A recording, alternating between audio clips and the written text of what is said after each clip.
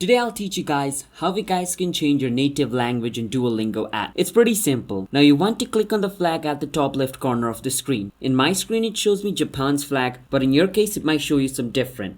But just click on it and click on this option called courses. Now over here it shows you tons of language. Now every single language over here is shown in English, which means whichever option I click, my language is not going to be changed. To change my language, I need to scroll all the way down. And where it says more, I need to click on it. Now as you guys can see, now there are some language which I cannot understand.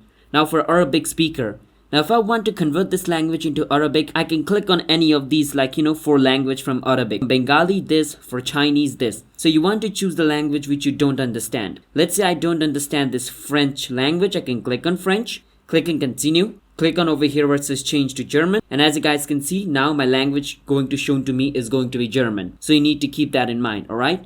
Now that is basically how you guys can change your language in Duolingo, just like this. As you guys can see, everything is on French or Dutch in a way. I don't understand what language this is, but yeah. So I hope you understand how you guys can change native language in Duolingo app. Hit the subscribe to our channel one step.